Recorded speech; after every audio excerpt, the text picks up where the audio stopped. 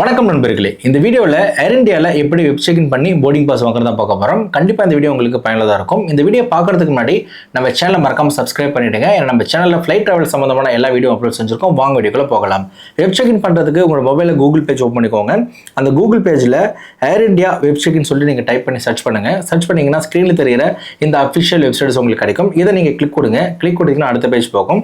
இதில் வந்து ஃபர்ஸ்ட் ஆப்ஷனில் என்ன டீட்டெயில்ஸ் கொடுக்கணும்னா உங்களுடைய டிக்கெட் காப்பி வந்து ஓப்பன் பண்ணிக்கோங்க. டிக்கெட் காப்பியில் புக்கிங் ரெஃபரன்ஸ் அப்படின்னு சொல்லிட்டு ஒரு 6 டிஜிட் ஆல்பபெட்டிக் நியூமரிக் கலந்துருக்கும். இந்த டீட்டெயில்ஸ் தான் இந்த இடத்துல நீங்கள் கொடுக்கணும். இது பேர் வந்து பிஎன்ஆர் நம்பர் அப்படின்னு கூட சொல்லுவாங்க. இந்த டீட்டெயில்ஸ் வந்து நீங்கள் கொடுத்துருங்க. அடுத்தது லாஸ்ட் டைம் என்ன கொடுக்கணும்னா மறுபடியும் டிக்கெட் காப்பி ஓப்பன் பண்ணிக்கோங்க. டிக்கெட் காப்பியில் பேசஞ்சர் நேம் வந்து ரிஃப்ளெக்ட் ஆகிருக்கும். ஏர் இந்தியா பொறுத்த வரைக்கும் ஃபர்ஸ்ட்டில் வந்து என்ன நேம் இருக்கோ அதுதான் வந்து லாஸ்ட் நேமாக இருக்கும். ஏர் இந்தியா டிக்கெட்டில் வந்து நீங்கள் லாஸ்ட் டைம் கொடுத்தது வந்து ஃபர்ஸ்ட்டில் அது ரிஃப்ளெக்ட் ஆகும், ஃபாலோட் பை உங்கள் நேம் வரும். அதனால ஃபர்ஸ்ட்டில் இருக்கிற நேம் வந்து நீங்கள் வந்து லாஸ்ட் டைமாக கொடுக்கணும். நான் இதில் வந்து நான் கொடுத்துக்கிறேன். என்னுடைய லாஸ்ட் டைம் வந்து வைரமணி. நான் வந்து இங்கே கொடுத்துறேன். கீழே வந்து சப்மிட் கொடுக்குறேன். சப்மிட் கொடுத்தீங்கன்னா அடுத்த பேஜ் உங்களுக்கு போகும். இந்த பேஜில் எங்கேருந்து எங்கே போகிறீங்க அப்படின்னு இருக்கும். அது மட்டும் இல்லாமல் பிஸ்னஸ் கிளாஸ்க்கு அப்கிரேட் பண்ணுறீங்கன்னா கிட்டத்தட்ட 19,406 ரூபா பே பண்ண சொல்லி பிஸ்னஸ் அப்கிரேட் பண்ணுறதுக்கு. அதே போல் ப்ரீமியம் எக்கனாமியில் வந்து அப்கிரேட் பண்ணுறதுக்கு 2,465 ரூபா எக்ஸ்ட்ரா பே பண்ண சொல்லுது. ப்ரீமியம் எக்கனாமினா என்னன்னா உங்களுக்கு சீட்டிங் வந்து கம்ஃபர்டபுளாக இருக்கும், ஃபுட் வந்து உங்களுக்கு எக்கனாமிக் கிளாஸோட நல்லா இருக்கும். அதே போல் பிஸ்னஸ் கிளாஸில் வந்து உங்களுக்கு சர்வீஸ் சொல்லவே வேணாம், வேறு லெவலாக இருக்கும்.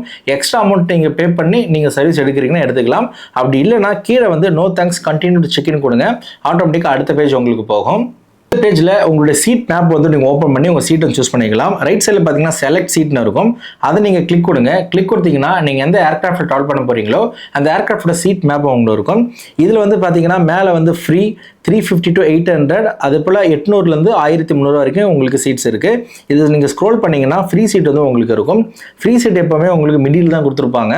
இந்த ஆப்ஷன் வந்து கம்பல்சரி கிடையாது. இந்த ஆப்ஷன் எதற்காக கொடுத்துருக்காங்கன்னா உங்களுடைய விருப்பப்பட்ட சீட்டில் நீங்கள் உட்காந்து ட்ராவல் பண்ணணும்னா நீங்கள் எக்ஸ்ட்ரா அமௌண்ட் வந்து நீங்கள் பே பண்ணி இந்த சீட் வந்து சூஸ் பண்ணிக்கலாம். சில பேசஞ்சர் வந்து ஃபர்ஸ்ட் டைம் ட்ராவல் பண்ணுறவங்க விண்டோ சீட்டில் உட்காந்து ட்ராவல் பண்ணியிருப்பாங்க. அவங்க வந்து ஆட்டோமேட்டிக்காக அந்த விண்டோ சீட் வந்து கிளிக் கொடுத்துட்டு அவங்க வந்து ஆட் பண்ணிக்கலாம். அப்படி ஆட் பண்ணாங்கன்னா அவங்களுக்கு வந்து அந்த விண்டோ சீட் வந்து கன்ஃபார்ம் ஆயிரும். நீங்கள் காசு கொடுத்து சீட்டை வந்து சூஸ் பண்ணலாம். என்ன ஆகும் பார்த்தீங்கன்னா சிஸ்டமே உங்களுக்கான சீட்டை வந்து அசைன் பண்ணி அந்த சீட்டை வந்து உங்களுக்கு கொடுத்துரும். அந்த சீட்டில் உட்காந்து நீங்கள் ட்ராவல் பண்ணலாம். உங்களுக்கு விருப்பமான சீட்டை வந்து உட்காந்து ட்ராவல் பண்ண நினச்சிங்கன்னா இந்த ஆப்ஷன் சூஸ் பண்ணி நீங்கள் சூஸ் பண்ணிக்கோங்க.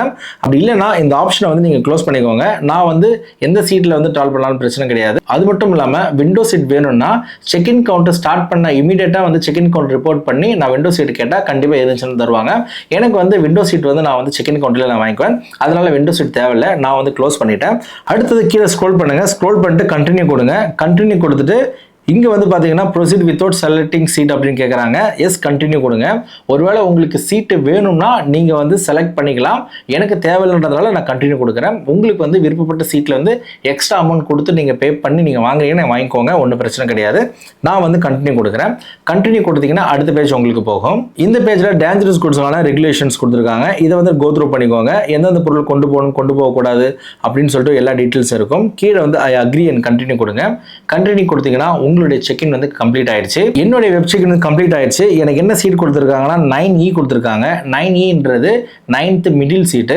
இந்த மிடில் சீட்டை வந்து நான் ஏர்போர்ட்டில் போய் நான் விண்டோ சீட்டை வந்து சேஞ்ச் பண்ணிக்குவேன். ஏன்னா வந்து ஃப்ளைட் வந்து ஃப்ரீயாக தான் இருக்குது. ஃப்ரீயாக இருக்கும்போது செக்இன் கவுண்டரில் எந்த சீட் வந்து நம்ம கேட்குறோமோ அந்த சீட் ஃப்ரீயாக இருந்துச்சுன்னா எனக்கு வந்து கொடுத்துருவாங்க. அப்படி இல்லைனா நான் வந்து மாடிஃபை சீட் ஆப்ஷன் இருக்குது. மாடிஃபை கொடுத்துட்டு நான் எக்ஸ்ட்ரா அமௌண்ட் கொடுத்துட்டு நான் வந்து சீட்டை சேஞ்ச் பண்ணிக்கலாம். அடுத்தது உங்கள் போர்டிங் பாஸ் இந்த டவுன்லோட் ஆப்ஷன் நீங்கள் கொடுத்து நீங்கள் டவுன்லோட் பண்ணிக்கலாம். டவுன்லோட் பண்ணிட்டு அந்த போர்டிங் பாஸ் வச்சு நீங்கள் ஏர்போர்ட் ட்ராவல் பண்ணலாம். நீங்கள் பிரிண்ட் அவுட் எடுக்கணும் அவசியம் கிடையாது. போர்டிங் பாஸ் வந்து ஆட்டோமேட்டிக்காக டவுன்லோட் ஆயிடுச்சு. இந்த போர்டிங் பாஸ் வச்சு நீங்கள் ட்ராவல் பண்ணிக்கலாம். அப்படி இல்லைனா இந்த QR கோடை வந்து நீங்கள் உங்களோட போர்டிங் கேட்டில் காமிச்சால் அதை அக்செப்ட் பண்ணிக்குவாங்க. அது மட்டும் இல்லாமல் உங்களோட போர்டிங் பாஸை வாட்ஸ்அப்பில் வந்து சென்ட் பண்ணிடுவாங்க. அதை கிளிக் கொடுத்து அதை கூட நீங்கள் டவுன்லோட் பண்ணி நீங்கள் சேவ் பண்ணிக்கலாம்.